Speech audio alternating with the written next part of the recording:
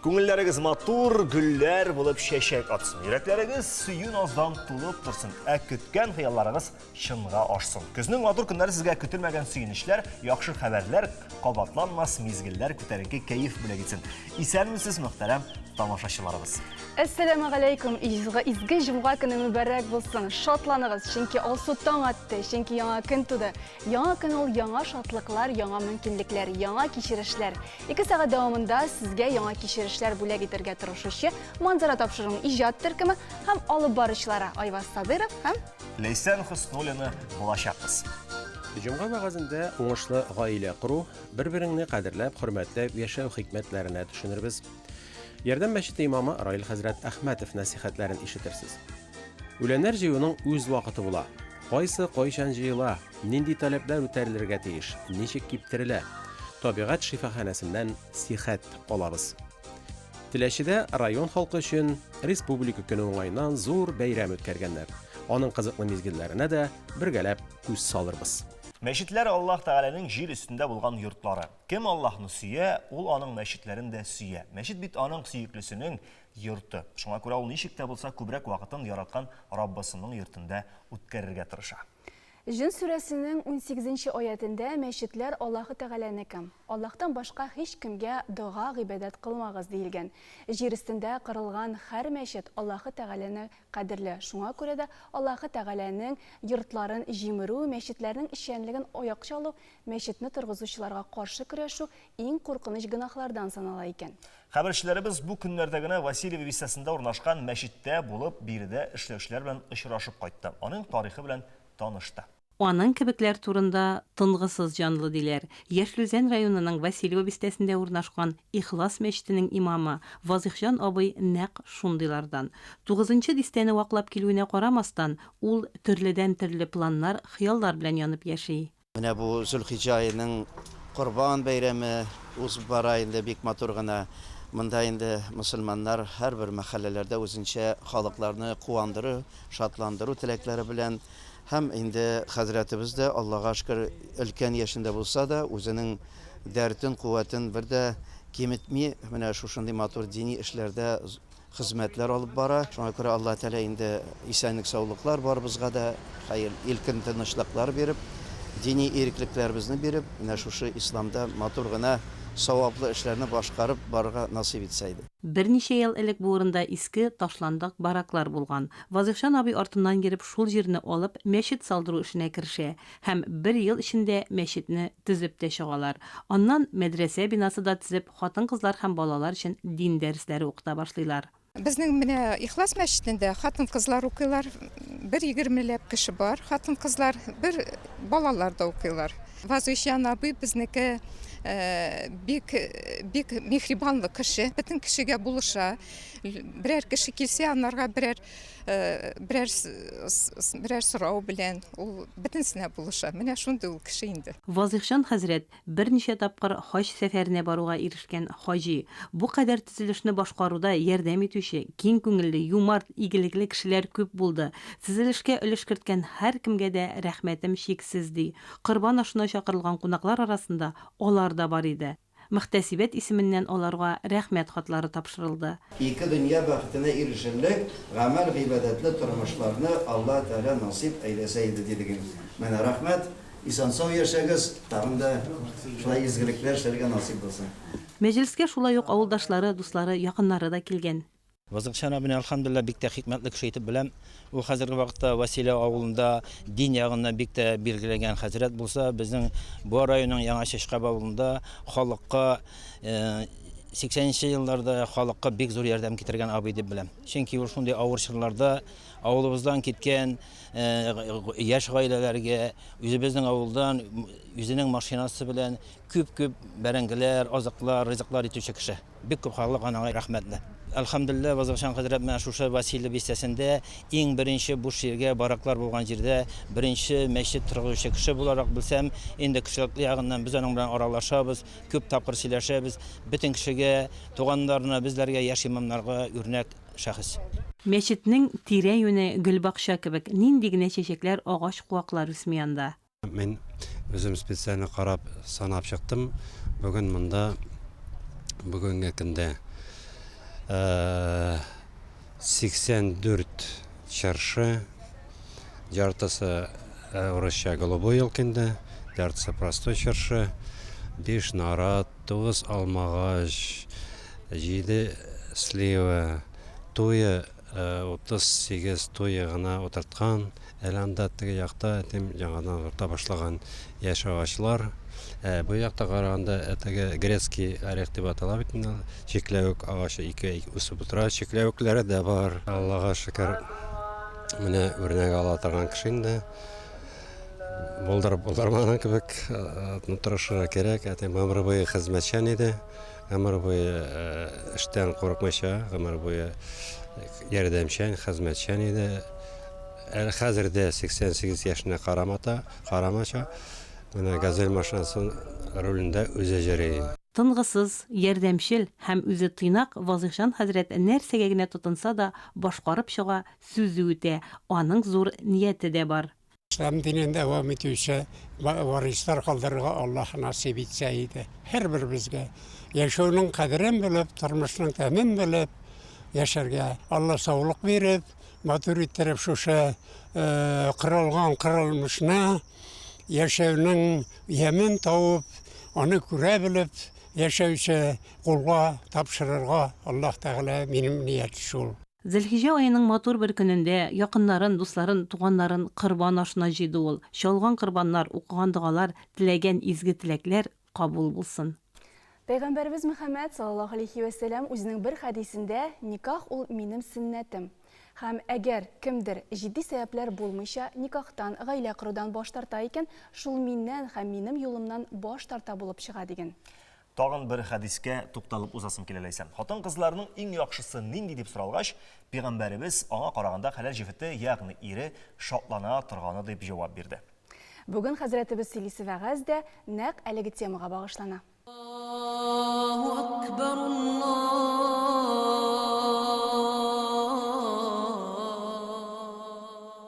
Алхамдулиллах, ва салату ва саламу аля ашраф анбияи вал мурсалин, набийна ва сайидина Мухаммад, Мустафа саллаллаху алейхи ва алихи, ва асхаби аджмаин ва ман вала. Хөрмәтле җәмәгать. Бу тормышта аралашып, дуслашып, уртак тел табып, әлбәттә инде яхшы, матур гаилә корыр өчен тырышырга кирәк. Төрле вакытлар була, авырлыгы да, шатлыгы да, кайгысы да, хәсрәте дә. Әмма дә ләкин Адәм баласы ялгыз гына бәхетле була алмый. Ир кешедә, хатын кызда. Чөнки Аллаһ Тәгаләнең хикмәте шундай ки, бөтен әйберне парлап яратты икән. Без өйрәнәбез, дөньяны алып барабыз һәм һәр бер көн ул инде безнең өчен имтихан. Гаилә өчен, бала өчен, әти-әни белән мөгамәлә кырганда, бала белән сөйләшкән очракта, һәм инде хәләл җифет белән һәм газиз булган ир кеше белән ниндер мәсьәләләрне хәл иткән вакытта да ул инде имтихан. Кеше кыза башлый. Бер мизгил, бер сүз. Кешегә күп кирәк, безнең татарларда шундый әйтем бар. Бер рәхмәт сүзе мин бәладән кыткара. Җылы рәхмәт сүз белән шул вакытта гына адәм баласының күңеле тынычлана. Ул ишетә. Чөнки хатын кыз да әйтә, "Матурым, тыңлалы." Ир кеше әйтә, "Тукталы, мин бит инде монда баш. Мин сүз әйтәм, син тыныч кына, шыпырт кына утыр." Хатын кызның да хакы бар. Илек-илектән бит инде ничек, кызым? Сабыр итәргә кирәк, сабыр итәргә кирәк, сабыр итәргә кирәк. Бүгенге көндә башкача, бүгенге көндә инде хатын кыз горурланып каралы, "Матурым, тукталы, минем дә хукукларым бар" икәнлеген аңлый. Бар икән гаепләр, аны күзгә әйтергә кирәк. "Матурым, менә каралы, менә бу сүз миңа ошамый." Яки инде теге вакытта без син шулай эшләдең, әлбәттә инде киләчәктә менә бу гамәлне кабатлама. Рәхим итеп дип, әйбәт итеп, матур гына мөрәҗәгать итеп була, хәл итеп була, сөйләшеп була, һәм инде балаларны әзерләргә тормышка кирәк. Балалар бик тиз үсәләр, бөтенесен аңлыйлар. Физик яктан инде булык яшенә җиткәч, бу вакытта инде аларга юнәлеш, дөрес юнәлеш кирәк. Хата кимчилек булмасын. Бездән әтинәрдән бик күп әйбер тора. Без инде күп очракта әби-бабайларга балаларны тапшырабыз да, әби-бабай белән инде бала үсә. Инде элек-электән дә шулай булган. Бала ни өчен дугаларны белә? Бисмиллаһир-рахманир-рахим, кул халла, раббана һәм башка дугаларны, чөнки җәй буе әби белән бабай өйрәтә, тәсбих тарта, мәчеткә йөри, дуа кыла, балага кызык. Шуңа күрә инде җәмәгать яшь чактан менә балаларны гореф-гадәтләргә, телебезгә, динебезгә, хәләл ризыкка һәм инде начар булмаган әйбергә өйрәтергә тырышык. Матур итеп, җайлы гына, ипләп кенә аңлатырга Аллаһ Раббыбыз насыйп ва миясәр кылсын. Инде шушы сүзләрдән, вагазләрдән бөтенебезгә гыйбрәт алырга Аллаһ Раббыбыз насыйп итсен, бөтенебезгә насихат булсын. Һәм инде без сезнең белән саубуллашабыз. Ассаламу алейкум ва рахматуллаһи ва баракатуһ. Аллаһ Тәала разый булсын.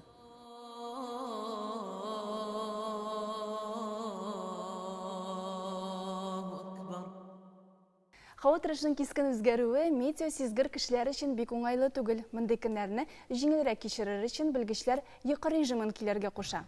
Моннан тыш көн дәвамында күбрәк су эчегез, физик күнегүләрегезне киметегез тынычландыра торган үлән шәйләренә өстенлек бирегез. Бүгенге һава торышы нинди булыр икән? Магнит давыллары көтеләме, юкмы? Моны безнең хезмәттәшләребез яхшы белә.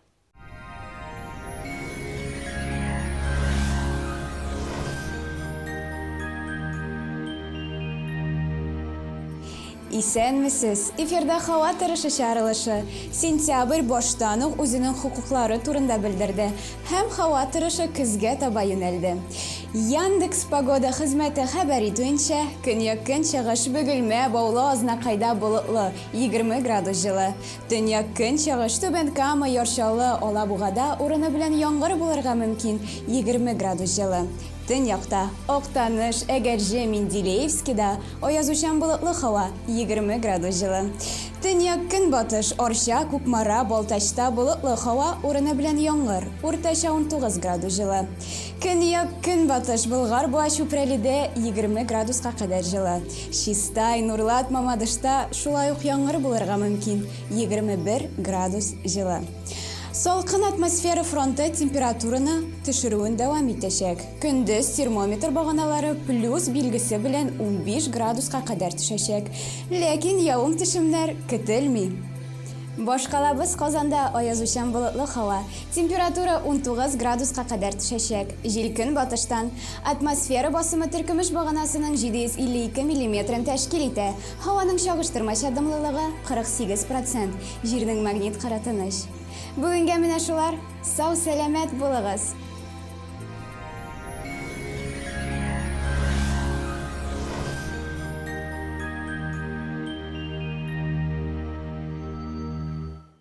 Хөрмәтле тамашачыларыбыз, кунакханә сәхифәсенә рәхим итегез. Студиябызның кунагы Закат Хәйрия фонды хезмәткәре Динар Зиятдинов. Динар әфәнде, ассаламу алейкум. Нинди яңалыклар белән килдегез бу атнаны?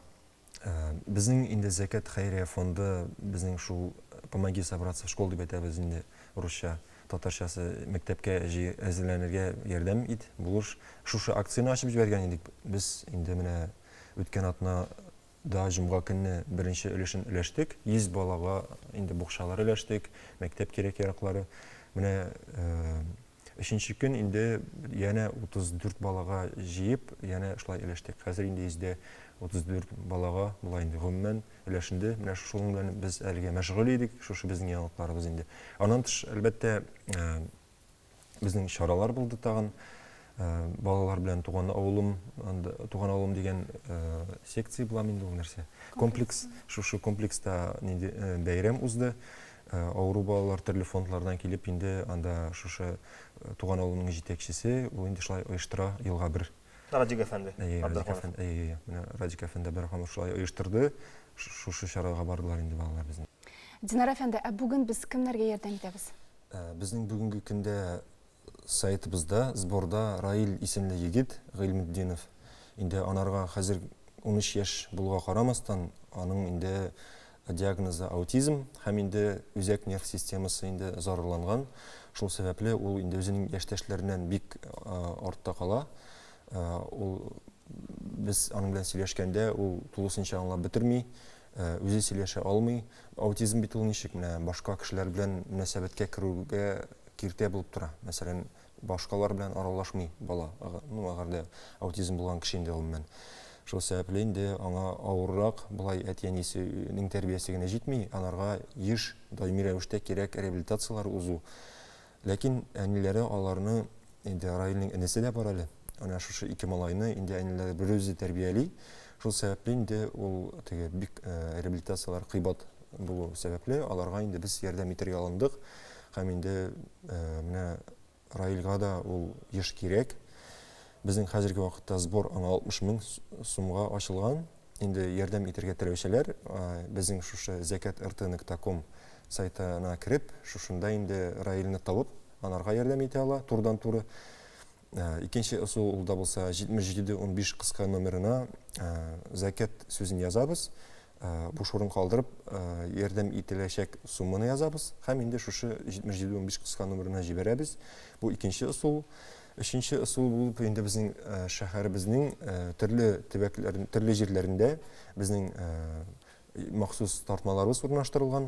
Безгә мәсәлән шалтыратып 225-33-22 телефоны аша шалтыратып. Тагын бер кат номерны кабатлап әйтегез. 225-33-22 телефоны аша шалтыратып, шушы тартманың кайда сезгә якынрак урнаштырылган икәнлегне белеп, яисә гомумән шалтыраткач инде безгә килеп мөмкин безнең адресыбыз Казан шәһәре Тукай урамы 89-нчы йорт, шушылай иттереп ярдәм итәргә була. Бик зур рәхмәт, Динар әфәнде, шуннан да җомга изге көнебез һәм шушы изге гамәлләрне, әлеге изге көнне күбрәк кылып, савабын да күбрәк алырга ашыксак иде. Билгеле булганча уку елы башланды. Быелгы уку елында Ачык дәресләр проекты старт ала. Беренче дәрес инде 8 сентябрьдә узачак. Ачык дәресләр Россия Федерациясының дәүләт һәм милли бәйрәмнәренә, истәлекле даталарына һәм Россия тарихы һәм мәдәнияте вакыйгаларына багышлана. Бу турда Татарстан Мәгариф һәм фән министрлыгы хәбәр итә. Яңа уку елына мәктәп укучылары өчен үткәрелә торган беренче эш дәресенең темалары билгеле инде. Аның беренчесе Бородино көрәше 210 ел, икенче дәрес 6 октябрьдә узачак һәм халыкара музыка көненә багышланачак. Өченче онлайн трансляциянең темасы Петр I тууына 350 ел. Проектка 6-11 сыйныф укучылары да кушылыр дип көтелә. Без сүзне дәвам итеп, хезмәттәшебез Алия Сәлимҗанованы тыңлыйк әле. Ул иң кызыклы дөнья яңалыкларын барлады. Санкт-Петербургның вейкбордка ияләндерү үзәгендә сәламәтлегендә тайпылыш булган кешеләр өчен дәресләр үткәрелә. Step to Wake проектын гамәлгә куючы Максим Пономарев. Әлеге идея аңарда 2013 елда умыртка баганасы сөягенә зыян килгәч туган.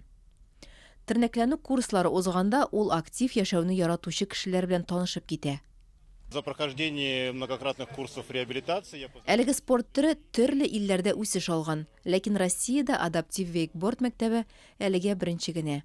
Үзәк хезмәткәрләре Мәскәү, Самара, Казан, Санкт-Петербург һәм Россиянең төрле төбәк шәһәрләрендә осталык дәресләре уздыра. Һәр шөгыльләнүченең тарихын үзем аша үткәрәм. Интернетта теләк белдергән һәркем белән аралашам, имгәнү яки җәрәхәтнең үзенчәлеген өйрәнәм. Вейк паркта очрашу оештырабыз, суда беренче дәресләрне дә үзем оештырам. Үзәкнең укучылары әйтүенчә, вейкборд бик читен спорт төре. Чөнки күнегүләр вакытында тигезлекне тоту өчен тәннең һәр мускулы эшләргә тиеш. Проект Президент грантлары фонды, төрле вейкборд җәмгыятьләре һәм Точка опоры фондының финанс ярдәме белән эшли. Step to Wake командасы киләчәктә утырма вейкбордны рәсми спорт төрләре исемлегенә кертүне кайгырта. Архангельская музей тыюлыгы территориясында 4-нче тапкыр ретро автомобильләр фестивале үткән. 2 көн дәвамында күргәзмәгә килүчеләр 150ләп сирәк шул исәптән Япон, Европа, Америка классикасы саналган автомобильләрне дә күрә алганнар.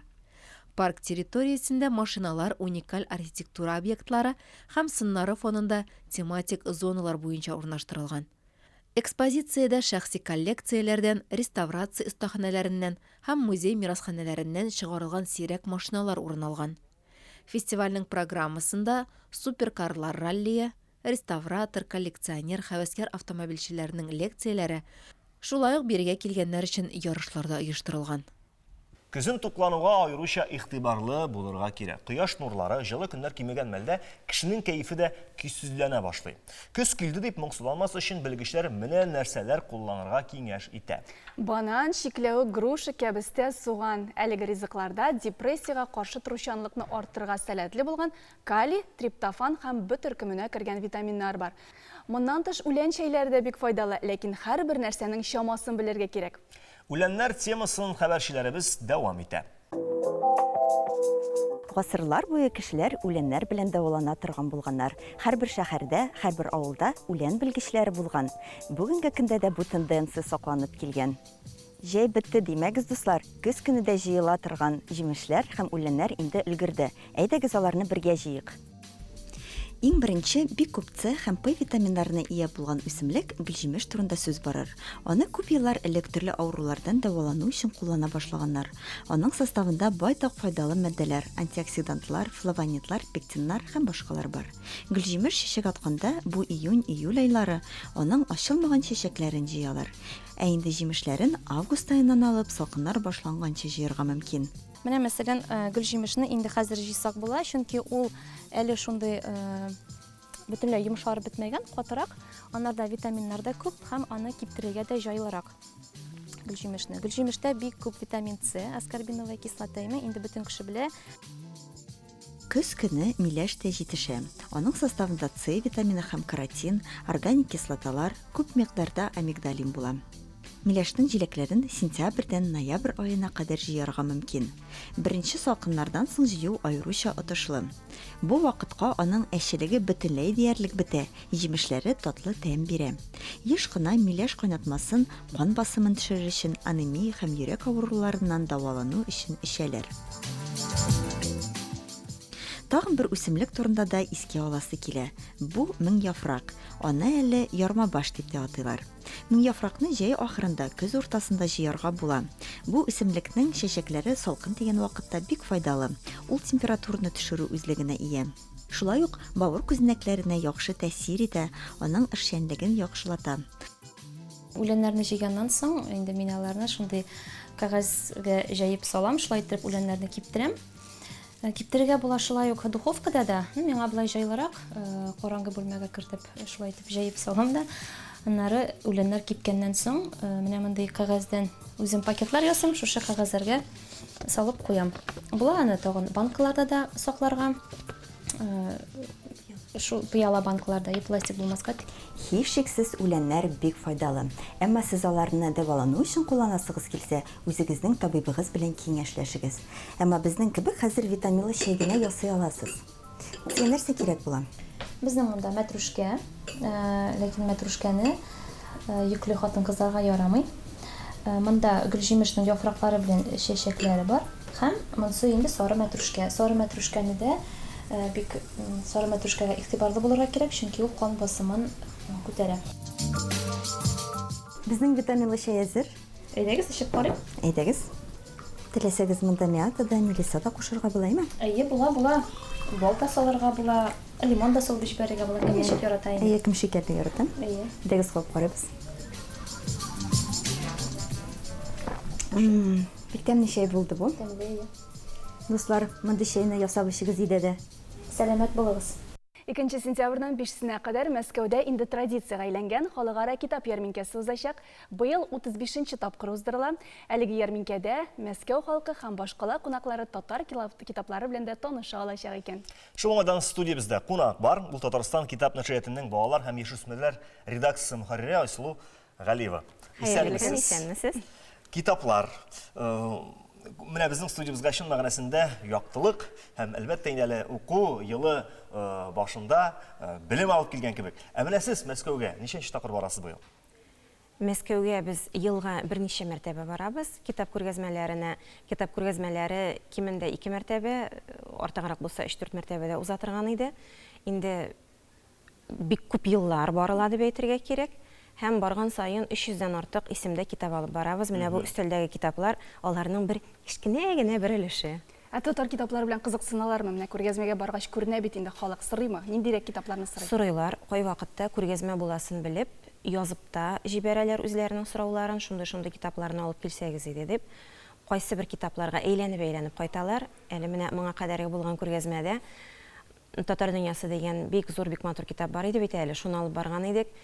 Бер ханым икенче көнне тагын 3 китап килеп сатып алып китте. Шундый очракларда була. Яңадан кайта килеп, үзләренең туганнары белән, балалары белән килеп, танышларын чакырып, шулай итеп Мәскәү татарлары дип әйтик инде, китапларыбызны алып китәләр. Әлбәттә, ул татарлар өчен генә түгел, безнең бит урыс телендә дә, аннарысын әз булса да инглиз телендә дә чыккан китаплар бар, андыйларын да алалар. Һәм дә аңлашыла, шушы ханымның икенче көнне килүе, чөнки татар дөньясы китабы ул шактый саллы, авыр, аны берне алып киткәндә, ике кулыңа икәнен кыстырсаң, икенче көнне тагын алып килергә кирәк. Бу күргәзмә гомумән нидән гыйбарәт? Монда татар китаплары дибез. Казаннан, Татарстан китап нәшриятыннан киләләр. Тагын кемнәр, нинди вәкилләр бар, нинди китаплар белән киләләр? Бәлки сез үзегез дә баргач шушы нидер тәҗрибә алмашу кебек әйберләр күзәтеләме монда? Күзәтелә, әлбәттә күзәтелә. Монда халыкара китап күргәзмәсе булгачтан чит илләрдә булырга тиеш бит инде. Бу ел әйтүләренә караганда Белоруссия, Германия, Казакстан, Кыргызстан, Кытай булырга тиеш. Башка елларны әлбәттә күбрәк була торган иде катнашучылар саны. Аннарысын үзебезнең 85 регион бар бит инде Россия Федерациясында, аннан килгән китапчылар, китап нәшриятлары, Якутия, мәсәлән, Чувашия, Удмуртия, Башкортстан. Әлбәттә, без алардан да өйрәнәбез, алар бездән дә өйрәнәләр. Аннарысын безнең Мәскәүнең үзендә бик күп китап нәшриятлары бар, аларның ничек эшләгәннәрен өйрәнәбез. Һәм менә шушы китап күргәзмәсе барышында 2-сеннән 5-сенә кадәр ул бит 4 көн дигән сүз. Анда күп санлы презентациялар үткәрелә. Авторлар белән танышасың, алар белән аралашасың.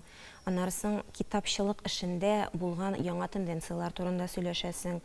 Анда бизәүчеләр дә катнаша, анда мөхәррирләр дә катнаша, анда нәшриятларның җитәкчеләре дә катнаша. Шундый бик әйбәт кенә эшләп ала торган вакыт. Без аны әлбәттә бәйрәм итеп кабул итәбез. Мәскәүгә барырга, Кызыл мәйданда шушы китап күргәзмәсендә яңа китаплар белән танышырга. Ләкин ул бәйрәм итеп кенә йөрү түгел, ул үзеңә белем туплап та кайту әле. Ә менә бу елгы күргәзмәдә татар китаплары арасында күбрәк нинди балалар китапларын алып барасың, проза, шигърияткә багышланган китаплармы? Non-fiction дигән сүз бар бит әле тагын. Әлбәттә, алар бөтенесе дә бар. Балалар китапларын күп итеп алып барабыз. Гадәттәгечә, моны инде мин балалар редакциясендә эшләүче кеше буларак әйтәм. Менә бу энциклопедияларны да алып барабыз без анда, шушындай словарьларны да алып барабыз. Әлбәттә, һәр бер күргәзмәдә кая гына барсак та сорала торган әйберләр алар безнең татар әдәбиятының китлары дип әйтик инде. Тукай Җәлил Алиш бит инде аларны алып барабыз. Һәм бик сорау ихтыяҗ зур булган китап, менә бу татарча сөйләшик дигән китап. Моны башка милләт вәкилләре дә бик яратып кабул итә. Монда урыс теле, инглиз теле, татар теле бит инде безнең. Шушыны да алабыз. Алар аны кай вакытта өйрәнер өчен алсалар, икенче бер контингент дип әйтик инде, методикасын өйрәнер өчен, карар өчен, үзләрендә шундый эшләр өчен дә булдырасылары килгән кешеләр бар. Һәм ел сайын яңа китаплар гына алып барыла әлеге күргәзмәгәме? Юк, ел сайын яңа китаплар алып барылмый. Ниндирәк китапларга сорау бар, ихтыяҗ бар, шундыйларны алабыз. Алар туган якны өйрәнү, алар тарихи китаплар, алар безнең төрле сүзлекләр, матур әдәбият, монда алып барылган әдәбиятның бик әлләни зур өлешен тәшкил итми дип әйтер идем. Классикада булырга мөмкин алар арасында, әйме әгәр дә. Классика бар, әлбәттә, классикада бар. Тенденция дигән сүз яңгырады. Яхшы, менә күргәзмәдән әзрәк кенә читкә китеп, тагы бер сорау бирим әле. Аудиокитаплар безнең узган елларны, моннан 2-3 ел элек бик яхшы итеп нәшр ителде, чыкты, халыкка таратылды. Ләкин бу эш әлегә ничектер туктап торган кебек, бары аның дәвамы дип сорыйсы килә минем. Татарстан Республикасында бу эш туктамады. Әлбәттә, нәшрият аннан бераз гына читләште дип әйтик инде. Нәшрият хәзер аудиокитаплар белән шөгыльләнми. Без аны кайвакыт үзебезнең авторлар тәкъдим иткән вакытта яки үзебез тәкъдим итеп чыгарабыз. Әйтик, менә бу китап, Лилия Нурлының китабына узган ел аудио вариантын яздырдык, авторның үзенең теләге белән. Гомумән аудиокитаплар эше белән дәүләт югарылыгында хәзер китап радиосы шөгыльләнә. Китап радиосында 2 студия, алар көне-төне аудиокитаплар яздыралар. Без әлбәттә бу эштә аларга әзрәк кенә ярдәм итәбез китаплар белән. Нәрсәләрне яздырырга була, менә шуларга итеп тәкъдим итеп, авторлар белән эшләгән вакытта әзрәк ярдәм итеп, шундый гына безнең өлешебез керә. Гомумән аның белән хәзер китап радиосы шөгыльләнә. Исеме шундый дип дип куйгансыздыр әле. Безнең өстән төште, Аллага шөкер бу дип. Юк, алай димәдем, чөнки бик яратып эшләдем мин бу эшне. Шулай да хәзер дә ул түләүсез таратыламы тыңлаучыларга? Түләүсез таратыла. Иң мөһиме шул. Әйе. Айсылу, бик зур рәхмәт сезгә, күргәзмәләрегез уңышлы, гөрләп кенә үтсен. Амин, рәхмәт бик зур итеп чакыруыгызга. Менә шушы тапшыруны күреп, Мәскәү һәм аның тирәсендә яшәгән милләттәшләребез күргәзмәгә килер дип өметләнәбез. Безнең павильон А 26-нчы павильоны. Күргәзмәдә көтеп тормасагыз була, көн сайын китап алып, китапханамы, сатыпмы алып, укыгыз, белем истәгез, кадерле телевизор караучылар. Безнең тапшыруыбыз дәвам итә.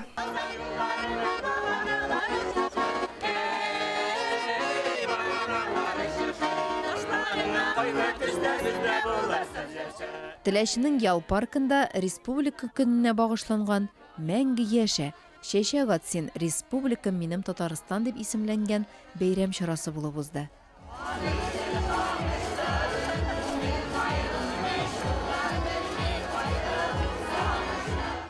Мәйданга керү юлында авыл җирлекләре бик матур күргәзмә әзерләгән иде.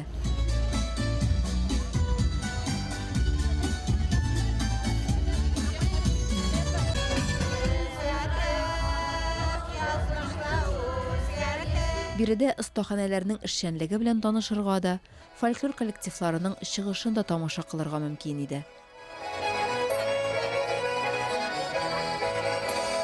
Аларны үзенең урынбасарлары белән берлектә муниципаль район башлыгы Нәҗип Хаҗипов та сокланып карады.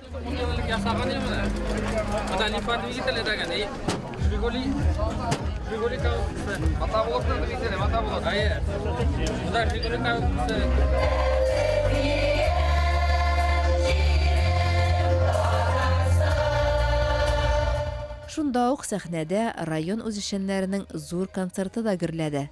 Бәйрәм вакытында ял паркында спорт уеннары, ярышлар да оештырылган иде.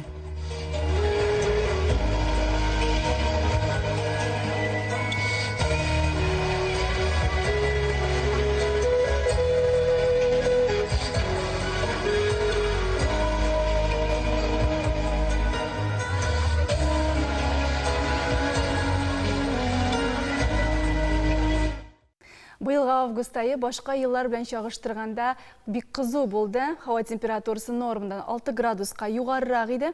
Сентябрьдә исә Россиянең бөтен Европа өлешендә салкын көтелә диләр. Менә эссе дип күпләр зарланды да җәйнең азагында. Мәгез, рәхим итеп кабул итегез. Бүгенге һава торышын без хәзер белеп узарбыз.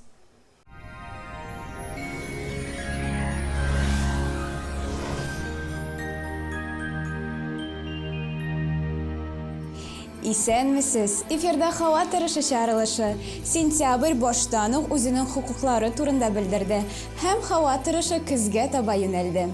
Яндекс погода хезмәте хәбәр итүенчә, көньяк-көнчыгыш Бөгелмә, Баулы, Азнакайда болытлы 20 градус җылы. Төньяк-көнчыгыш Түбән Кама, Яршалы, Алабугада урыны белән яңгыр булырга мөмкин 20 градус җылы. Төньякта Октаныш, Әгәрҗе, Менделеевскида аязучан болытлы һава 20 градус җылы. Төньяк-көнбатыш Арча, Кукмара, Балтачта болытлы һава урыны белән яңгыр, уртача 19 градус җылы. Көньяк-көнбатыш Болгар-Буа, Чүпрәледә 20 градуска кадәр җылы. Чистай, Нурлат, Мамадышта шулай ук яңгыр булырга мөмкин 21 градус җылы. Салқын атмосфера фронты температураны төшерүен дәвам итәчәк. Көндез термометр баганалары плюс билгесе белән 15 градуска кадәр төшәчәк. Ләкин явым-төшемнәр көтелми. Башкалабыз Казанда аязучан болытлы һава.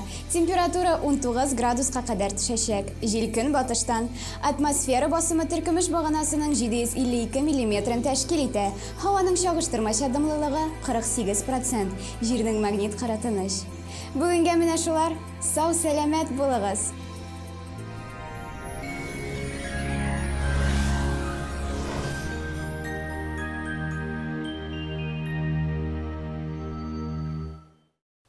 Мул уңышлы көзгә аяк бастык. Помидор, кишер, чигендернең витаминнарга иң бай вакыты.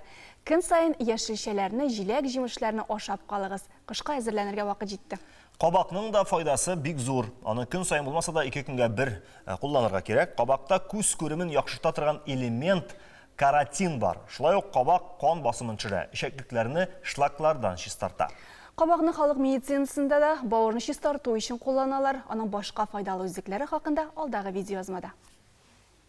Бакчадагы бөтен җиләк-җимеш тә, яшелчә дә витаминнарга бай. Шуларның берсе кабак. Ул безнең ашказаны өчен бик җиңел ризык. Кабакның туган җире Мексика. Биредә галимнәр аның борынгы орлыкларын эзләп тапкан. Тикшерүләр барышында табылдыкларга 7000 ел элек икәнлеге ачыкланган. Кабак 90% судан турса да, анда витаминнар, аминокислоталар, оксым, углеводлар күп. Айрым алганда яшелчәдә А, С, Е, Д, ПП, К, Б төркеме витаминнары һәм сирәк очрый торган Т витамины да бар. Кабак фтор, магний, бокыр, кальций, цинк, марганец, фосфор, йод кебек минералларга бай. Өстәвенә кабак бүлмә температурасында озак саклана ала һәм файдалы үзенчәлекләрен озак вакыт югалтмаска мөмкин. Кабак метаболизмны нормага китерә. Т витамины булу сәбәпле организмның май күзәнәкләре туплануга каршы килә. Шуңа күрә диетологлар кабакны еш ашарга киңәш итә. Калий югары булу сәбәпле бу яшелчәне куллану йөрәк кан тамырлары системасы өчен яхшырта һәм гипертония куркынычын киметә. Диетологлар кабак майын бавыр, бис, ут куыгы эшчәнлеген яхшырту өчен кулланырга киңәш итә. Кабак майын рационга кертү иммунитетны ныгыта. Ши кабактан чыгарылган сок кышкы чорда гриппны һәм салкын тию авыруларын профилактикалау өчен файдалы. Чөнки ул бик яхшы антиоксидант. Кабак тән тиресе өчен дә бик файдалы. Әлеге яшелчәне кулланып, бергәләп скраб ясыйк әле. Моның өчен кабакның бер өлешен кисеп алабыз һәм аны угыч аша чыгарабыз. Марля алып суын сыгабыз. 2 чәй кашыгы дөге уны салабыз һәм болгатабыз. Скраб әзер. Калган кабактан маска ясыйбыз. Моның өчен 1 аш кашыгы бал салабыз, шуның өстенә 1 чәй кашыгы жожаба майын өстибез, болгатабыз һәм маскабыз әзер. Чиста биткә иң элек скраб сөртеп, биткә массаж ясыйбыз. Юып төшерәбез һәм масканы сөртәбез. 20 минут тотабыз һәм юып төшерәбез. Сау, сәламәт булыгыз. Ни дисәң дә табигатьнең һәр мизгеле үзенчә матур. Кызу җәйме, алтын көзме, салмак кына кар явып тора торган кышмы. Елның теләсә кайсы вакытында да ял итеп паркларда йөреп кайту барбер күңелне тынычландыра, ял иттерә. Паркка хәзер үк чыгып китә алмасак та, андагы матурлыкны телевизор экраннары аша карый алабыз.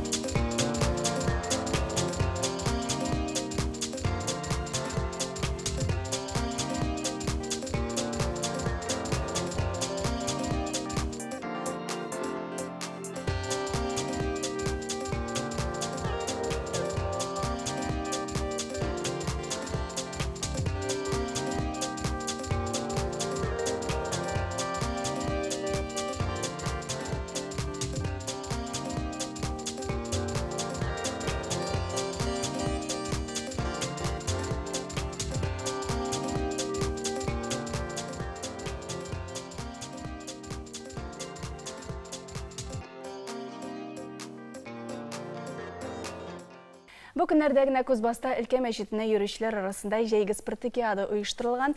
Әлеге чарада якын тирә авыллардан балалар катнашкан. Барлыгы 7 команда. Бу хакта Россия мөселманнары дини җыены үзәкләштерелгән дини оешмасының матбугат хезмәте хәбәр итә.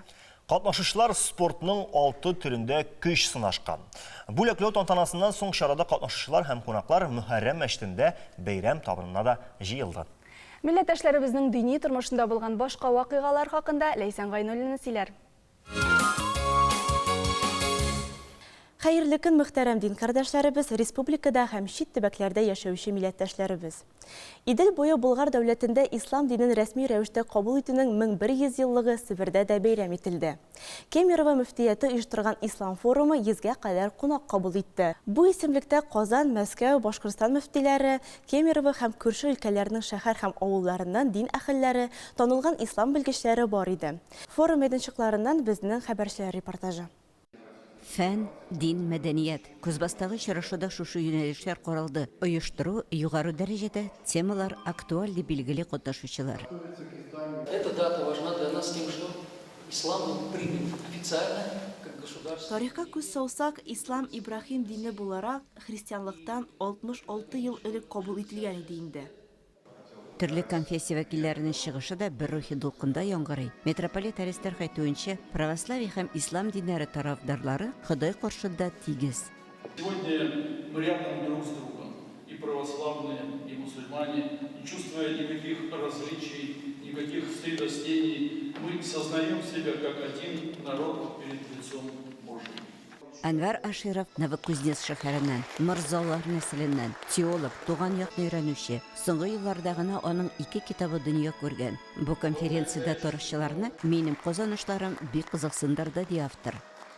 Хәзер дә әлхәмдүлилләh мин шушы авыл тарихлары белән эзлим муллаларны, имамнарны, кайсылары Кузбасста булганнар, кайсылары 19 гасырдан алып, әлхәмдүлилләh шөкер, бик күп авыллар шушы аларның исемнәре татар исемнәре, чөнки Елань була, анда Баевка була, анда Өчүлен була, анда Аман була. Алар барчасы да бик күбесе шул мине Кузнецк тирәсен генә алып барам, анда да бик күп уннан артык татар авыллары бар. Татарка дигән даже авыл бар. Татарка.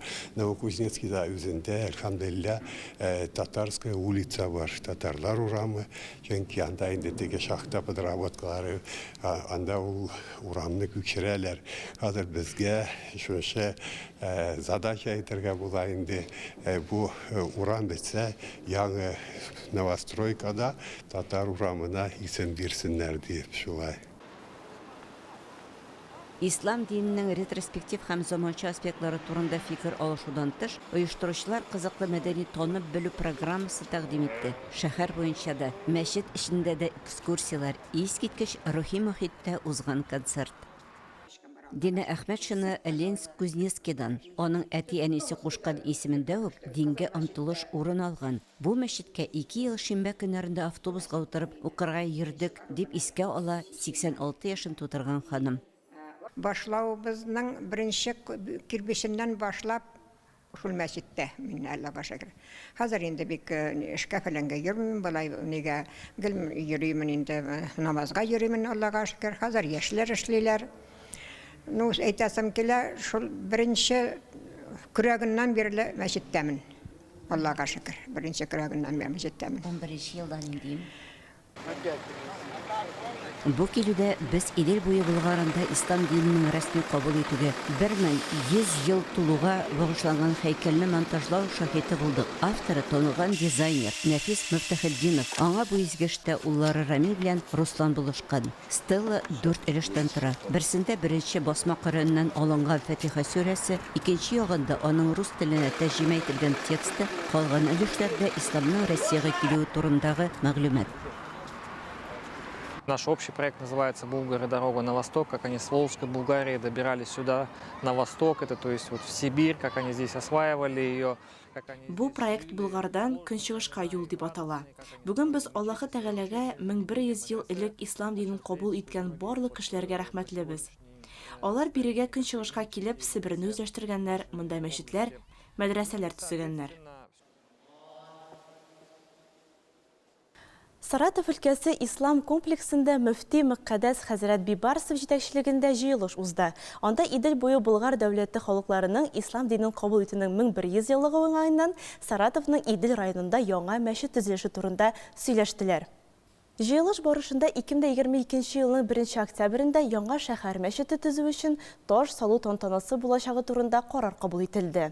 Дәвам итәбез. Татарстан Диния нәзарәте резиденциясенә республика башлыгы Рөстәм Миңнеханов һәм дәүләт киңәшчесе Минтимер Шәймиев килде. Зур кунакларны нәзарәткә килү сәбәбе Мөхәммәдия мәдрәсәсенең яңа биналары, административ корпус һәм тулай торак төзелү эшләренең тәмамлануы. Бу биналар Татарстан Республикасы мөселманнарының Диния нәзарәте резиденциясе бердәм территориаль комплексын булдыру проекты уңаеннан төзелде. Төзелеш эшләре 2021 елның май аенда башланган иде һәм быел мәдрәсәнең 140 еллыгы уңаеннан республика көне һәм яңа уку еллары башлануга тәмамланды дип хәбәр итә Татарстан Республикасы мөселманнарының Диния нәзарәте. Бүгенге җиткерәсе мәгълүматлары менә шулар иде. Исән, имин булыгыз.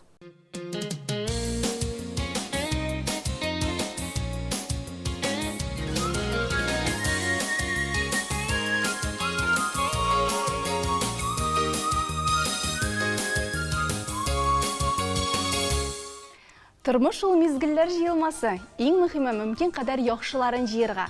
Нәкъ бүгенге көн якты һәм матур мизгелләр туплар өчен иң яхшы вакыт. Шуңа күрә шушы форсатты кулыгыздан ычкындырмагыз.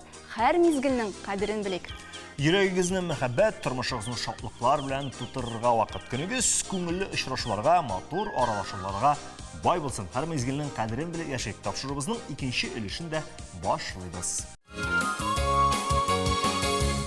7-11 сентябрь көннәрендә Казанда Казан мөселман кинофестивале узачак. Әлеге фестиваль уңаеннан Россиянең халык артистын Ринат Ибрахимовны искә алу чарасы да үтәчәк. Шул уңайдан студиябызга кунакка Казан мөселман кинофестивале администраторы Ландыш Гарифуллинны чакырдык. Хәерле көн, Ландыш. Хәерле көннәр.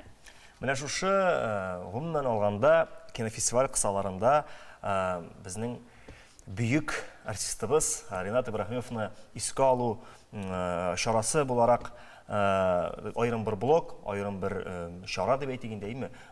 Кемнең идеясы булды бу? Әлеге идеяның авторы дип әйтик, фестивальнең башкарма директоры Миләүшә Ләбип кызы Туганова һәм Мәскәүдә Татар милли мәдәни үзәге иҗтимагый оешмасы рәисе Фәрит Фәрисов Фәрисов. Ринат Ибрахимов күп еллар фестивальнең дусты булып торды. 16 елда ул фестивальнең кунагы иде. Шулай ук аны артист буларак кына, җырчы буларак кына түгел, продюсер, актер буларак та кабул итәргә кирәк һәм без аны шулай кабул итәбез. Буларның барысын исәпкә алып, әлеге иҗади кичәне искә алу кичәсен оештыру идеясы туды. Әлеге иҗади кичәдә кемнәр катнашуы көтелә? Әлеге иҗади кичәдә Ринат Ибрагимовның сәхнәдәш дуслары белән бер рәттән безнең татар эстрадасы артистлары, шулай ук аның белән бергә эшләгән музыкантлар, гаиләдән хатыны Светлана ханым, гомумән дуслары, якыннары чыгыш ясаячак.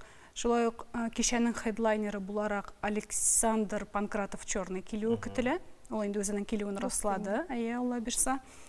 Безнең яктан әлегә җавап көтәбез. Быел Салават Закиевич үзенең концертларында Ринат Ибрахимовны искә алды. Әлегә аның концертлар графигын тулайым өйрәнеп бетереп булмады, чөнки ул үзе дә төгәл әйтә алмады. Аны көтәбез. Тагын бер хедлайнер буларак. Гомумән алганда бу концепциясы нидән гыйбарәт аны? Ул концерт булачакмы? Ул ничектер шигъри форматта булачакмы? Аның форматы ничегрәк бәяләргә була? Шигъри формат бәлкем бер өлеше булыр. Гомумән монда фильмнардан үзекләр күрсәтеләчәк. Ринат Ибрахимов төшкән Италия килешүе фильмы, ул аның беренче эше һәм махсус аның өчен язылган сценарий буенча төшерелгән. Гаҗәеп матур фильм. Анда Ринат Ибрахимов яшь, шундый егәрле матур вакыты Италиядә неаполитан җырларын җырлап йөри. Ул инде Ринат Ибрахимовның хыялы булган. Ул хәтта үзенең истәлекләрендә бу хакта яза. Бала чактан башына кирип калган хыял чынга ашкан. Аннан соң икенче фильм яңадан туу, Перерождение фильмы. Ул шулай ук аннан берүзе күрсәтеләчәк. Шулай ук Ринат Ибрахимов әле өстәмә рәвештә махсус мультфильмнар төшерелде бит аның җырларына. Ул хәтта Кытай телен өйрәнгән. Әлеге мультфильмнар дөньяга тусын өчен аларны күрсәтәчәк без. Шулай ук инде аның шәхси архивыннан материаллар булачак. фотолар булачак, күргәзмә эшләячәк Милли китапханәнең фойесында. Гомумән, чара бик күңелле узарга тиеш. Ринат Ибрахимов бер интервьюсында әйтә, һәр көн ул бәйрәм кебек ти, һәм тормышны шулай күргәндә генә тормыш матур. Шуңа да без аны искә алу кичәсен ниндидер моңсу ноталарда түгел, шундый якты, күңелле чара итеп уздырырга дигән ниятте. Ул үзе якты яшәде, үзе чын мәгънәсендә бәйрәм ясап яшәде, шуңа күрә искә алганда нәкъ шушы тонда узырга тиеш дип санадыгыз инде. Алла бирсә, нәкъ шулай узар дип көтелә. Шундый формада әзерләнәбез, әзерлек бара. Уңышлар сезгә. Рәхмәт. Әлеге кичәне дә Мөселман кинофестивалендә уңышлы гына үткәреп чыгарга язсын. Бик зур рәхмәт. Рәхмәт, бик зур. Белгечләр фикеренчә, һава торышы кеше кәефенә бик нык тәэсир итә икән. Менә мәсәлән, яңгырлы көнне кеше бик кәефсезләнә. Акайра, хәтта һава торышы турында әйтү дә кешенең кәефенә тәэсир итә. Менә тикшереп карыйк әле. Сезнең өчен һава торышы.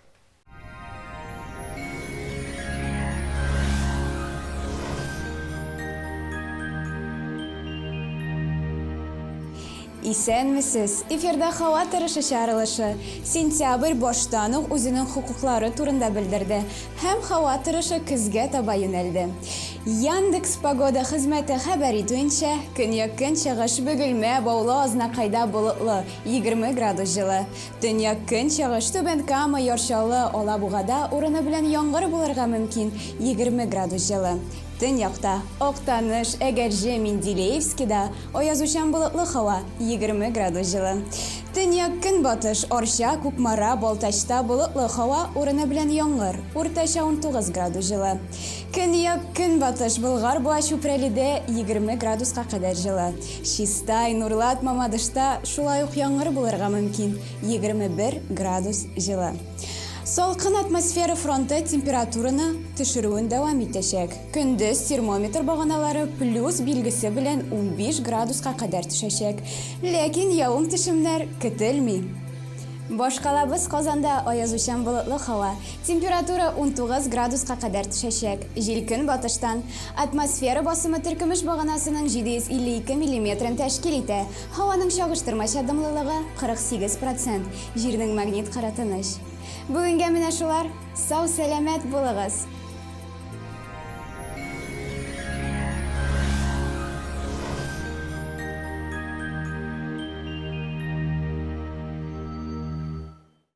Бу көннәрдә Казанга төрле төбәкләрдән яшьләр җыелды. Ник дисәгез, шәһәребездә 32нче татар яшьләре көннәре уза. Кунакханә сәхифәсендә дә нәкъ менә әлеге чарага килгән делегатларыбыз һәм матур кунакларыбыз килгән. Ул да булса Идел яшьләр үзәге җитәкчесе Зөлфия Ибрәминова. Һәм Самардан килгән делегатыбыз Самарның туган тел яшьләр үзәге җитәкчесе Фәрзәнә Мәхмүтова. Хәерле көн. Хәерле көн. Кызлар, исәнмесез? Бик шатбыз яшьләрне күрергә. Яшьләрне күрергә. Яшьләрне күрергә. Безнең ничәнче тапкыр уза бу ел? Әлеге яшьләр көне җыены дип әйтикме соң инде аны съезды. Татар яшьләре көннәренең инде аның тарихы бик зур. Быел 32нче тапкыр оештырыла. Субханалла. Һәм быел да төрле төбәкләрдән, инде 24 төбәктән татар яшьләре җыелдылар. Нидән гыйбарәт бу? Без әлбәттә инде үзебез дөресен әйткәндә беләбез. Еш кына анда үзебез дә кунакларыбыз бар. Ләкин менә әле беренче тапкыр шушы яшьләр көне турында ишетүчеләр өчен ике җөмләдә әйтеп булсак, нәрсә ул яшьләр көне?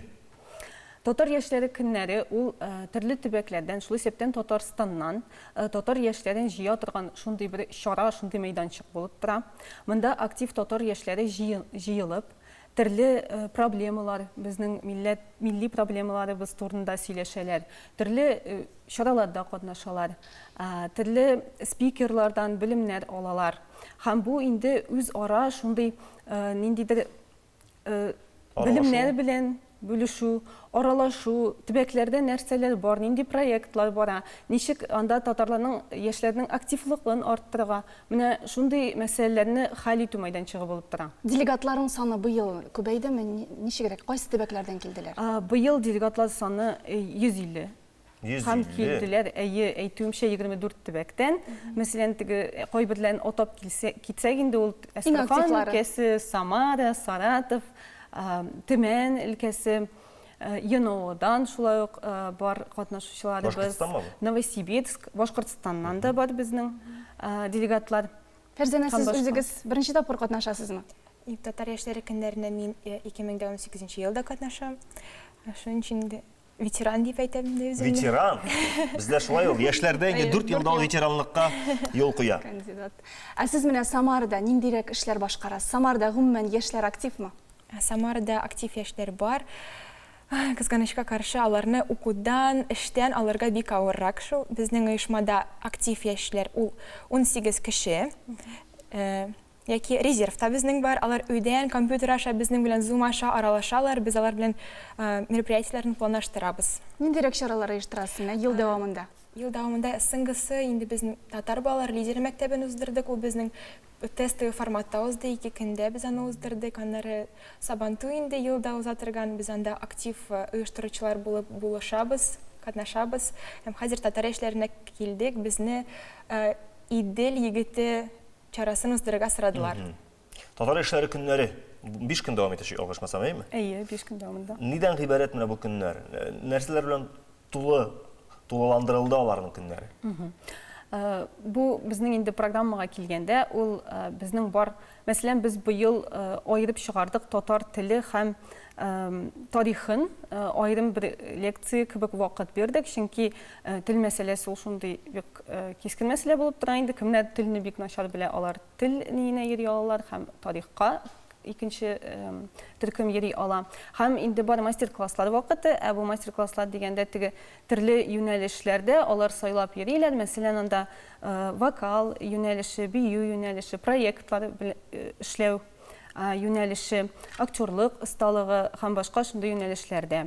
Аннан соң инде менә Фәрзәнә әйтеп киткәнчә, Идел егете, Идел кызы кебек, Идел моңа танцпол йолдызы шикелле ниндидер активлыкны арттыра торган, шундый сәләтне күрсәтә ала торган чаралар да булачак. Һәм инде әлбәттә без һәр елны татар яшьләре көннәре лидерын сайлыйбыз. Бу елда бу төбәктә актив эшләүче егет-кызларыбыздан сайлана торган татар яшьләре көннәре лидеры инде. Бу елда планлаштырылган. Һәм көн дәвамында әлбәттә күтәрәбез төрле мәсьәләләрендә. Мәсәлән, проектлар белән таныштыралар регионнан килгән яшьләр, алар үзләрендә булган проектларны презентовать итеп тәкъдим итәләр һәм күрсәтәләр. Шул рәвешле нәрсәләр оештырып була регионда. Һәм нәрсәләр алар оештыралар һәм бер-берсеннән аннан соң күреп, инде кайбер вакытта уртак проектларда оештыралар, кайбер вакытта кайсыдыр кемнеңдер тәҗрибәсен алып, үзләрендә шуны оештырырга мөмкинлек ала. Без шулай аларның активлыгын да күрәбез инде. Шулай да хәзерге буын татар яшьләрен нәрсә кызыксындыра? Менә сез әйттегез, осталык дәресләрендә эшлиләр алар дип. Алар кайсы осталык дәресенә күбрәк керәләр? Блогерлык дигән нине ачмадык әле, ләкин алар үзләре дә кайбер елны сорап алалар дип әйтергә була. Чөнки мәсәлән, быел проектлар эшләү, гомумән менә проектларны язу дигән керттек мастер-класс, чөнки яшьләр үзләре тәкъдим иттеләр. Без теге иң элементар әйберләрен теге башлап кына язырга ничек икән идәнне белмәгән кешеләр без шунда йөргә телибез ди. Кызлар, иң соңгы һәм иң мөһим сорауны бирәкләйсәм белән, ничек эләгергә әлеге яшьләр көненә? Бу элитар клубка. Фәрзәнә, сез ничек эләктегез? Иң беренче сез әйтегез әле. Идел яшьләр үзәге белән мин таныштым бала чагымда, милләтебез хәзинәләре профиль сменасына йөреп. Шуннан инде Идел яшьләр үзәге белән аралашып, алар белән төрле чараларны уздырып, бергә алар белән элемтәдә торырга миңа насыйп булды монда килергә. Гомум алганда? Гомум алганда без эшлибез менә шулай төбәкләрдә булган татар яшьләре оешмалары белән. Һәрвакыт элемтәдә торабыз һәм татар федераль автономиясе аркылы инде милли автономиялар белән төбәкләрдәге. Һәм квоталар белән активлыгына карап яшьләрнең бүлеп бирелә урыннар. Димәк, актив булсагыз, сез татар яшьләре көннәренә килә алачаксыз. Ләкин шулай ук үзебез табабыз ди. Сорап чыгучылар да бар. Мәсәлән, шулай быел, мәсәлән, Башкортстаннан шулай ук чыкты бер егет. Менә шундый көннәр бар икән, без бик катнашырга телибез дип, без инде аннан килә торган делегация белән аларны тоташтырдык та, һәм ул менә безгә килде. Кызлар, бик зур рәхмәт. Уңышлы уздырып җибәрегез әлеге көннәрне һәм ел буе аның нәтиҗәсе булсын. Тагын очрашырга насыйп булсын. Безнең тапшыруыбыз алга таба дәвам итә. Татар моңсыз яши аламыни, татар күңеленә моң кирәк. Тальяның ныгына сузып җибәр, дәррәү кушылыр аңа мең тирәк, дип яза танылган шагыйрь Гарифҗан Мөхәммәтшин. Без исә Гарифҗан аганың бүген үзендә кунакта. Әйдәгез, аның белән якыннанрак танышып, сөйләшеп, серләшеп үтик әле. Гарифҗан Мөхәммәтшин 1941 елның 12 октябрендә Балташ районы Арбор авылында туа. Сикелтәле тормыш юлы уза. Беренче шигырьләре студент елларында институт газетасында басылып чыга. Актив иҗат эшчәнлеге исә Хәсән Туфан фатихасы белән башлана. Бу шыр хатирәләрен Гарифҗан абый бик сагынып искә ала. Bir künlü telefon şaltırı idi. Telefonunu alam idi. Telefonunu da alıp gitken Abdurrahman abi. Hasan abi. Hasan Tufan şaltırata. Mina. İyime. Garifjan'ın bu sin bulasın. Min. Bu Abdurrahman Hasan abinin Tufan. Min cağılıp gidiyoruz. Mümkün işte gülbetiydi. Bu imiş ondan. Posta şam mişrak turan. Şundan tağın Hasan abi uyatıp jiverdiğinde beni. Şundan indi şanıp. Şundan da Hasan abi ikenliğine. Şayartı tüvül ikenliğine. İrtagisi yok. Vağda verip ben işe barıp durmadım. Gittim şunda. Buna şehirge geliyorum şuşu. Şuşundan sonra benim kitaplar bir artlı başladı. Гарифҗан Мөхәммәтшин иҗатына ике сыйфат хас: халыкчанлык һәм авылчанлык. Авыл тормышын, игенчелек хезмәтен, авыл кешеләрен яхшы белә ул. Чөнки авыл тормышының үзәгендә кайный, шул кешеләр арасында яши. Benim gumumen üzerime has bile bütün kişinin maturi etip, jale etip, kabul etip. Benim için dünyada noşar kişi, ondan kişiler yok. Buna şu kişilerge şahsın deyip yazasın. Şularının yüreğinde bulgan hislerini şahındırıp. Гарифҗан Мөхәммәтшин район, туган авыл тарихын өйрәнүче буларак та билгеле. Аның тырышлыгы белән 2 томлы Балташ энциклопедиясе басылып чыга. Tatar yaşları bunlarınkileri. Şiste көңілі, үз халқын ярата тұрған, үз халқының тарихын біле тұрған, үз тілінде матур етіп сөйлесе тұрған. Мен міне гіл айтамын да оны шанам мен маңар. Үз тілін шын етіп білмеген кіші, ол башқа тілini de шын етіп біле де ярата да olmayı. Керек болған шын оланы үйрене, ләкин ол инде икенче нәрсә. Хатын кыз һәр вакыт матур һәм завыклы булырга тели. Сезнең киемнәрегез шкафка сыймый. Сез шуңа күрә ачып карыйсыз да, тагын киергә кием юк икән дисез дә, ябып кибеткә чабасыз. Кибеткә без айвас матур күлмәк алар өчен генә түгел, ял итәргә йөрибез, энергия туплыйбыз. Татар кызлары, алар элек-электән уңганлыгы белән аерылып торган. Үз куллары белән иске киемнәрне дә яңарткан. Менә без Ләйсән Хаҗиева белән нәкъ менә шулай эшлибез. Яратам да инде мин җомга көннәрен. Ни өчен дисәгез, чөнки нәкъ менә җомга көнне без Ләйсән Хаҗиеваның студиясында кунакта һәм нәрсәдә булса эшләргә өйрәнәбез. Менә мәсәлән, берничә ел аның белән эшләү дәвамында мин үзем дә чигергә дә, тегергә дә, төрле аппликациялар ясарга да өйрәндем. Бүген безне нәрсә көтә икән? Хәерле көн, Ләйсән. Чыннан да без бүген быелгы сезонда бик актуаль аксессуар ясыйбыз. Ул менә шундыйрак була. Матур һәм җиңел. Аның өчен безгә кирәк була берәр кисәк тукыма, сезгә ошаган, сезнең гардеробка килешкән инде. Аның киңлеге, мәсәлән, әйтик, 1 метрдан 1,5 метрга булуы мөмкин. Ансын инде эксперименталь рәвештә генә белә аласыз. Нинди озынлыкта, киңлектә булырга тиеш. Мәсәлән, мин алдым 1 метрда 12 сантиметр, һәм киңлеген мин алам 30 сантиметр. 30 сантиметр дип. Шулай итеп кисәбез. Соңыннан без аны 2-гә шулай итеп бүкләйбез. Һәм әз генә эшлибез. Шулай итеп кисәбез. Менә шушындый бик матур гына, кызыклы, әле аңлашып бетермәгән әле конструкция булып чыкты безнең. Һәм инде безгә кирәк була тегү машинасы. Без аны тегәбез. Һәм Нақ уртасында кімге нешік болып шыға, аны қорам ішіғына, мына шошылай еттіріп бір яра қалдырабыз. Бірер 10 сантиметр. Мына тігі бітірдік, периметр бойынша деп айтсам да бұла. Біз яра қалдырған едік. Мына шошы ярадан біз әйлендіребіз.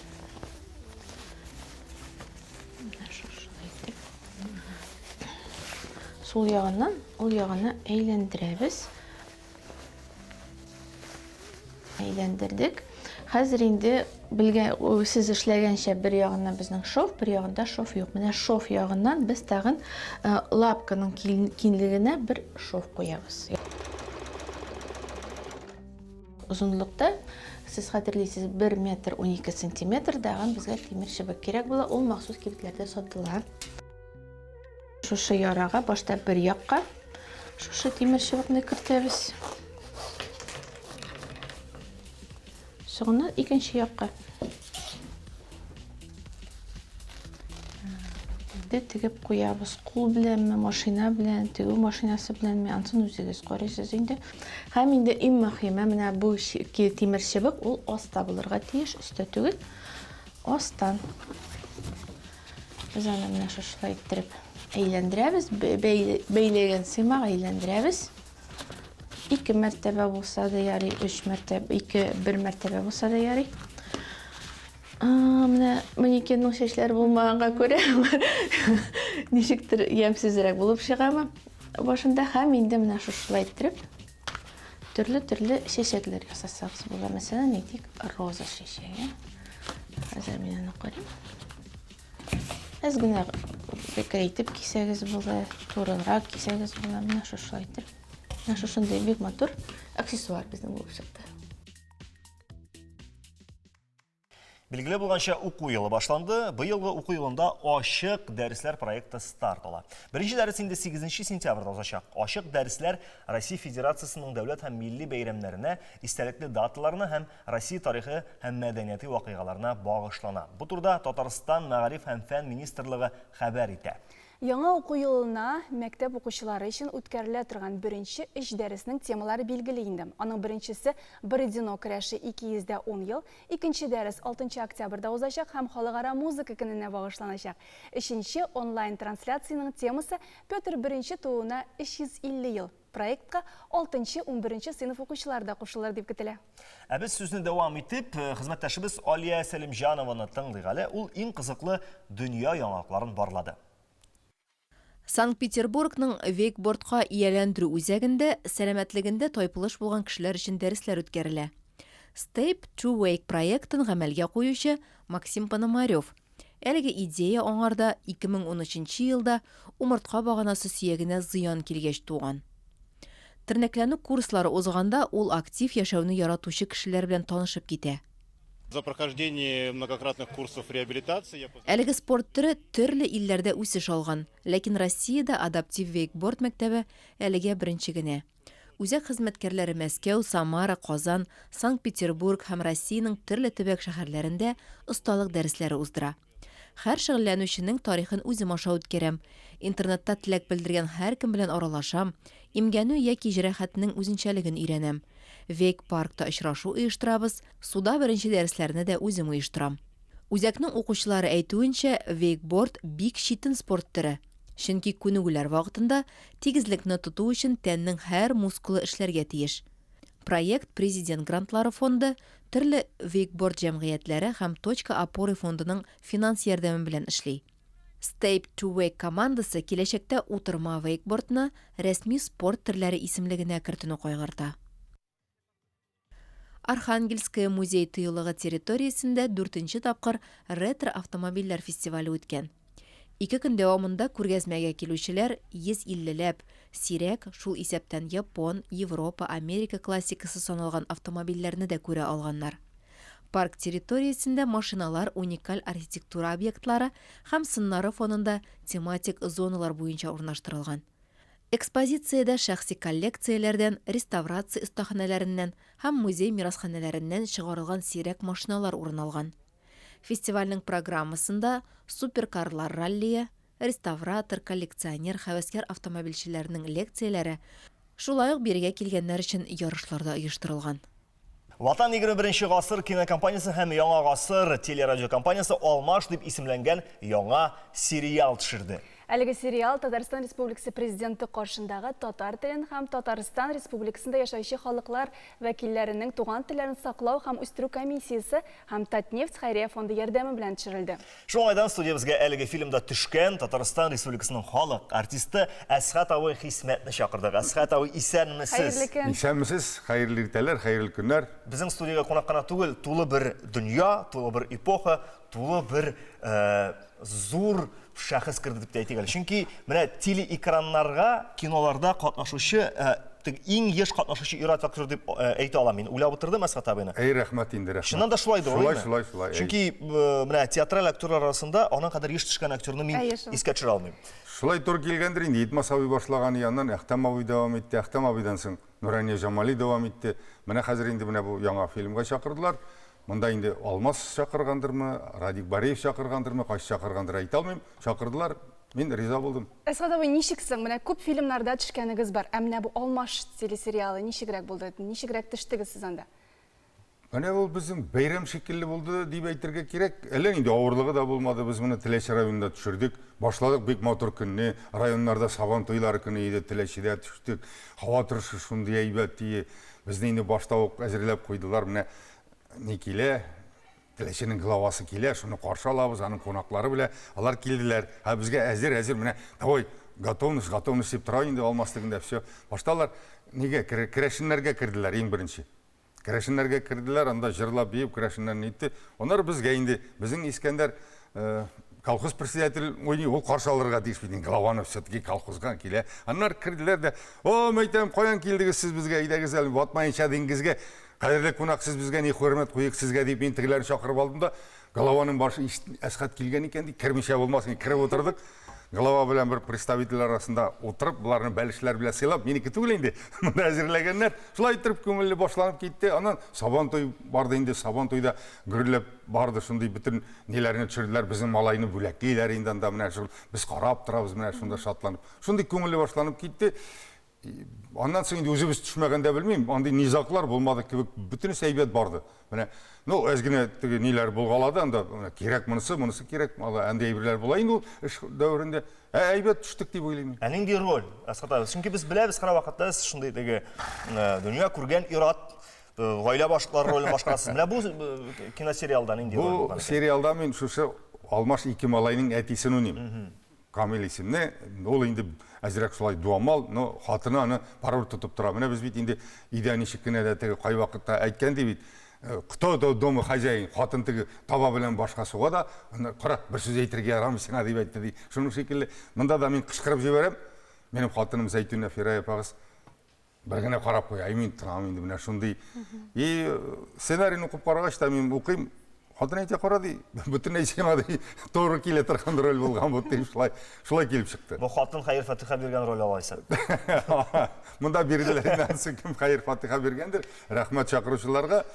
Әйтәм бит күңелле булды. Монда инде минем бер кешене инде аны малайлар менә берсе укытабыз без аларны. Укып бетерәсез, акчасын бер кая эшләмисез, акчасын үзебез җибәреп торабыз. Укып бетергәч кайтасыз авылга. Берсе кайта, берсе кала шәһәрдә. Шуның өчен инде бу әтинең инде бик ачуы килә инде тегеләй булай. Булар инде бергә каядыр Сабан туйдамы, каядыр парашюттан сикерәләр дә, берсе аягын сындыра, шу авылда эшли торганы. Шәһәрдә эшли торганы тегеләй ди, булай ди, хәзер кайтам ди мин ди. Бу энекәшнең эшен, энекәш дип әйтәләр бер-берсенә, эшен дәвам итәм. Кая итәсең әле син, әле бер нәрсә дә белмисең, бу сиңа бит фәлән дә түгән анда. Әсхат абый, без татар халкы бит инде күрмичә ышанмый ул. Әйдәгез бездә менә бу телесериалның бер кисәген карап китик әле. Әйдәгез.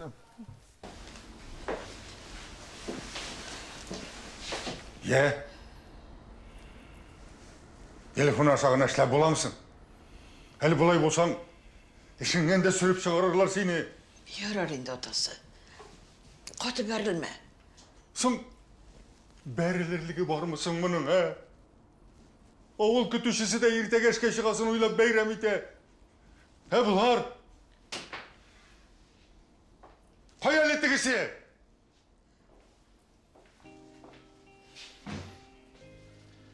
Монда мин, әти. Атасы. Атасы шул. Тотасы да атасы. Hazır nəstəşlərə uylıysan indi? Ese шиминді мен. Мұнда менен тұрмайынды. Врач нәрсе деп айтайын. Мында әлі шындай көңілі техник шараларда қолданылған бір актер кадрда 2 тапқыр 2 кіші болар ақын. Фәннұр Мұхамеджан тұрған сөз бара. Актерлар көбісінше қарап тұра, мына эпизодтан ғана Ғалескар Камал театр актерлары. Тағын кімдер қатнашты мына бұл телесериалда? Баранда Ғалескар Камал театрынан, Тинчурин театрынан да бар. Мына менің көрші Алмаз көршім болып, біз аны білесің, неде талашабыз, прямо желки шәрлігі үшін, мұнда еске кіргенсің, неде мұндай нелері бар. Бір театрдан ғана түгіл, башқаларда да бар. Мен тағын бір сұрауын мүмкін. Бұл білесің, бұл ғұммен шошы сериал біләңіне бәйлі түгіл. Сіз театрда, сіз кинода, мына бұл 2 процесс, сіздің үшін актер боларақ, нендей айырмалықларға ие, түшкендемі, ойнағандамы, бар мына сіздің үшін недер конкрет айырмалар? Әйтек бейденде спектакльні сен күн сайын ойнайсың, атынаға 2 тапқыр ойнайсың, анда айға 3 тапқыр ойнайсың, аны өзгәртірге бола әзірегеймін. Амында үйде бір қарадың, түштің, мына бұл жері бұлайрақ болсын деген шан түшір болмай бейт керек. Мен шошындай не бар, менімше. Біргіне мүмкінлік бар деп жазып. Біргіне мүмкінлік, мұнда біргіне мүмкінлік. Сен әйттілер, аны, конечно, түшіргенде әлі, біздің режиссер Алмаз айтайынды, әскатабы бұлай түгіл, тоқта мына бұлайрақ ішлейк. Латына ол вақытта. Андарсың, бар-бар бейтінде түштің де, қарайсың да, бұлай болмаған бейтелі бұл, мұны башқа шарақ ішлеген бұлсақ, әйбет боласы. Режиссерға ашады ол пешет қойды, кеттік алға таба. Әттігінде театрда, спектакльде, әйтелерді қара әскатабы сен, бұл жерде бұлай болдың, әйде бұлай ішлеп қарайық, солай ішлейсің. Эфирға шыққаш қарайсыз ма анарсың? Әлбетте қарайбыз, өзімні қарарға яратам, анар әйтем, мына бұл жері бұлайрақ болған дейіп мен солай. Асықтау бек зор рахмет. Біз енді қазір шушы матур көркем сериалыны түзімсіз білін көтөбіз. Сіздің білін біз көріш алдық міне. Қазір студияда тамашашыларыбыз экраннар аша көрішір. Дүшәмбінің манзарасы нендей көркем сюжетлар білін сүйіндірір екен. Алар білін танышайық. Буровойдан нефть бәріп шықса, көплер елі еді шатлықтан. Ауылларны нефть сақлап қалды, соғыш алып келген ошлықтан. Гавай утраулары yol иту үшін бик яхшы урын, әмма сіз кышкырып җырларга яратасыз икән, yol иту үшін башка урынны сайларга туры киләчәк. Кем көчлерәк, кем акыллырак, кем матуррак, кем байрак. Хикмәт анда түгел. Иң мөһиме синең бу тормышта үзеңне бәхетле итеп тою. Шуңа да бәхетле булу өчен мең төрле сәбәп булсын. Кояшлы матур көннәр, яхшы хәбәрләр, ныклы сәламәтлек, күңелле мәшәкатьләр, якты уй-хыяллар. Бүгенге көн яшәү ямаш шатлык, куанычлар, күтәренке кәеф алып килсен. 2 сәгать дәвамында сезнең өчен Айваз Садыров һәм Ләйсән Хөснуллина эшләдек. Ялларыгыз хәерле булсын. Исән, имин булыгыз.